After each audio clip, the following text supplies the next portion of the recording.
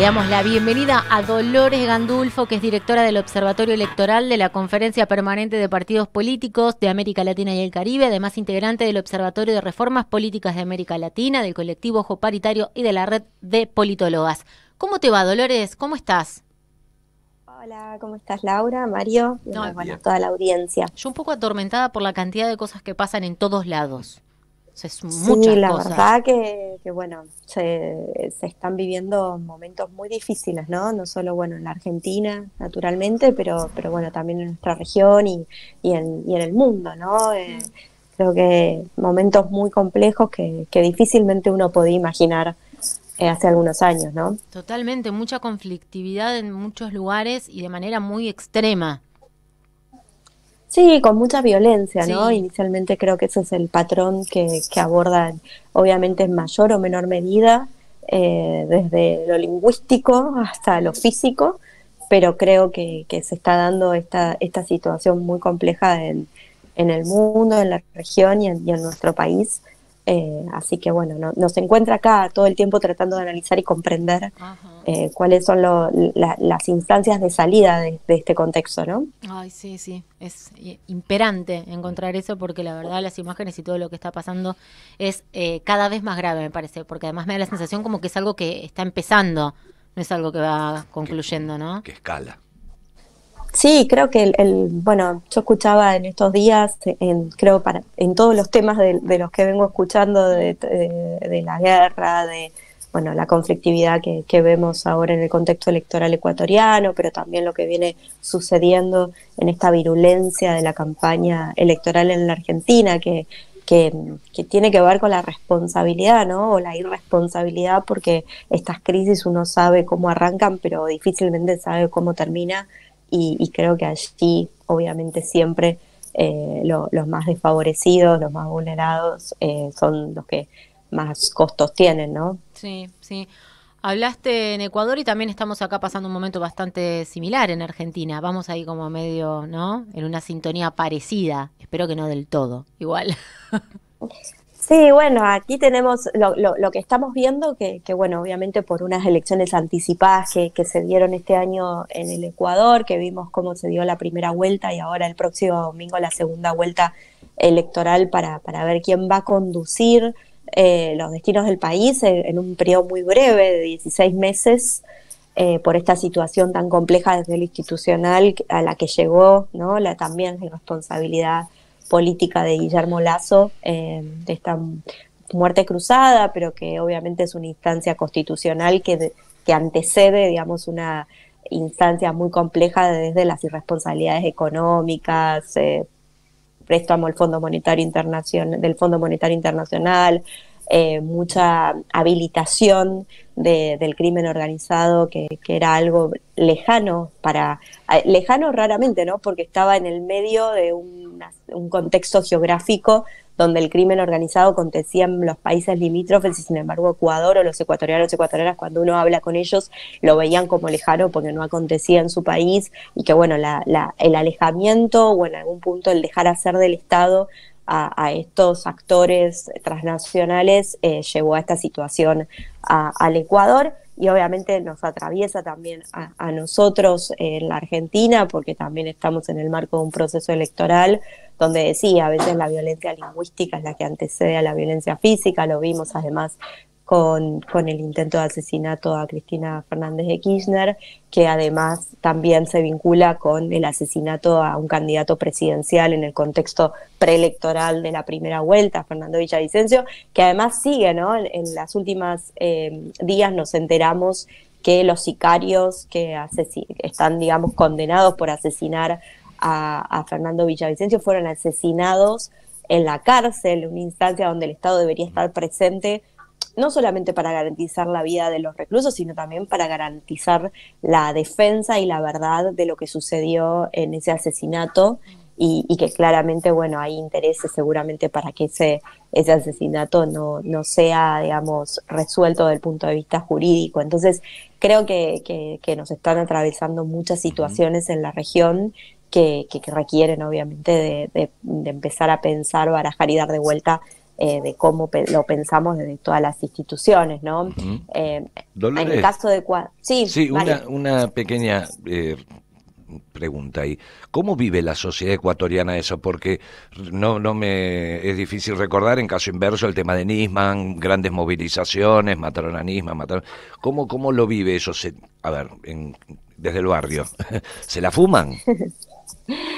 A ver, creo que se dan varias instancias, ¿no? Porque el asesinato a Fernando Villavicencio, lo que sucede en el Ecuador es que un poco es poner en titulares de diario algo que los ecuatorianos y ecuatorianos viven a diario, porque en realidad el crimen organizado y la violencia es algo que vienen atravesando los ecuatorianos hace mucho tiempo. Pensemos que este año, digamos, se mide, digamos, de manera semestral, o sea, hasta julio, hasta el 31 de julio, emigraron alrededor de 35.000 ecuatorianos solamente por la salida del Darién. O sea, la salida del Darién es el paso por Panamá, donde en general los migrantes suben hacia los Estados Unidos, que es uno de los principales destinos de los ecuatorianos en este proceso migratorio. O sea que la desesperanza es muy grande y esto se refleja en los números y en los datos de los migrantes. Y también algo que cuando uno conversaba, por ejemplo, en la primera vuelta, yo estoy viajando en el día de hoy a participar de la segunda vuelta, pero uno lo que conversaba en esa ocasión es este tema de las famosas vacunas que le dicen a este dinero que le tienen que dar, por ejemplo, los comercios para que les brinden los propios referentes del crimen organizado protección, y que hoy se traduce no solamente a los locales, los comercios, sino también a los trabajadores, los profesionales. Solamente para transitar requieren de tener este intercambio con el crimen organizado de manera constante. En algunos lugares, por ejemplo, hay una activista muy reconocida de SOS Esmeraldas, Francia Brones, que me decía hace algunas semanas que ahí en Esmeralda, que es la localidad que está al norte, digamos, la frontera norte del Ecuador, a las 2 de la tarde cortan las actividades, o sea, ya sea educativas, laborales, o sea, no pueden salir a la calle porque no están en condiciones de brindar seguridad desde el Estado, y por lo tanto, esto por eso te decía que en realidad es un titular de diario que termina demostrando o consolidando lo que viven los ecuatorianos a diarios, en un contexto que además se suma a, como les decía, la inestabilidad política, porque van a ir a un proceso eleccionario que no se sabe realmente qué va a poder hacer el gobierno que asuma en un periodo tan corto de tiempo, con una asamblea tan fragmentada también, y obviamente también a eso se le suma la debilidad de la crisis económica, porque obviamente el pedido digamos, el crédito con el Fondo Monetario Internacional hace que hoy estén, digamos, la economía muy debilitada y una economía encima dolarizada, que tiene muy poca capacidad de tener políticas soberanas en materia económica. Por lo tanto, creo que todo esto se suma en una elección que va a ser una elección reñida, que va a tener obviamente como candidatos para esta elección a la candidata del correísmo, Luisa González, y al candidato representante de la derecha, Daniel Noboa, que además es hijo de un empresario muy exitoso del Ecuador desde el punto de vista de los monopolios que tiene en materia de materias primas, que además también compitió en su momento con Correa para las presidenciales. Y se dio la semana pasada, justo cuando se daba el primer debate presidencial en la Argentina, también se dio el debate presidencial entre estos dos candidatas que van a competir, y creo que eso, por ahí viendo un poquito en las encuestas, en un proceso que, como sabíamos, se leía muy en clave correísmo, anticorreísmo, creo que el debate le dio cierta fortaleza a la candidata del correísmo, Luisa González, sobre todo por esta inestabilidad que les hablaba que viene atravesando el Ecuador, y por ahí ciertos sectores del Ecuador que necesitan, digamos, garantías de gobernabilidad, garantías de estabilidad. Y creo que en ese sentido la falta de experiencia en materia de gestión del candidato de la derecha les juega una mala pasada, claramente, obvio, en un escenario muy complejo, porque como sabemos, todos los otros candidatos que compitieron en la primera vuelta se manifestaron a favor del candidato de la derecha, pero bueno, hay que ver obviamente si eso se refleja en los votos. Creo que va a ser una elección, entiendo yo, pareja, y vamos a ver qué se da. Pero algo que les quería señalar, porque algo que me pareció interesante para traer en este paralelismo, es que uno de los temas que puso en discusión o que puso como propuesta Daniel Noboa en el debate es que quería declarar a Internet como un servicio público esencial.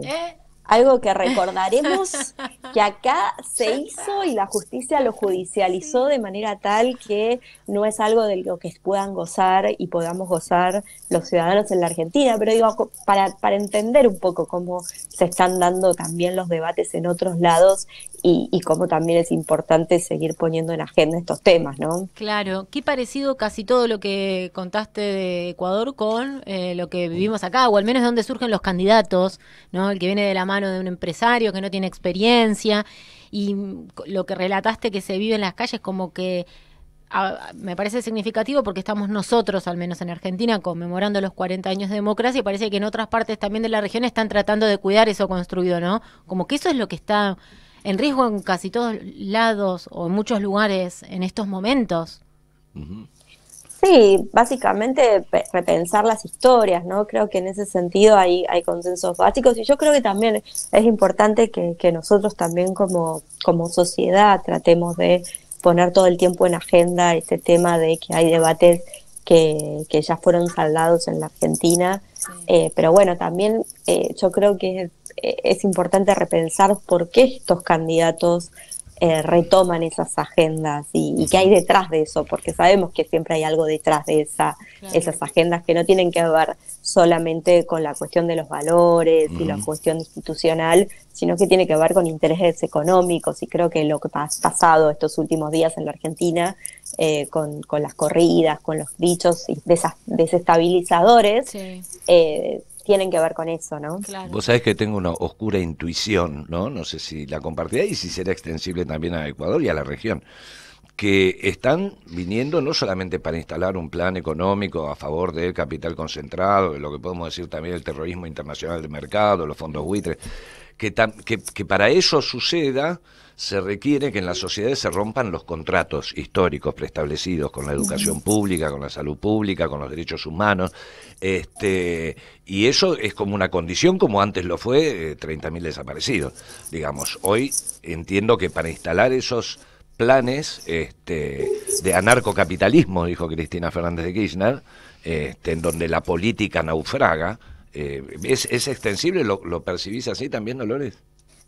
Bueno, es que tiene que ver con recuperar el individualismo, un poco sálvese quien pueda, que lo que hace es intentar romper las luchas colectivas, ¿no? Lo que vos me estás diciendo, los contratos sociales, la memoria colectiva, porque nadie pudiese pensar en salvarse solo si tiene la referencia histórica. Entonces, lo que ha pasado en estos días, esta idea de ir a salvarse solo en materia, como decía, promovía, digamos, el candidato Milei, no saquen del banco la plata, esto que también incluso desde el sistema financiero fue, digamos, denostado por la inestabilidad que se plantea en un sistema que hoy es estable, y lo plantean todos los economistas, digamos, de la estabilidad del sistema financiero hoy en la Argentina, pero apunta a eso, al mensaje directo, a individualizar de qué forma cada uno puede pensar, y lo de los vouchers es lo mismo.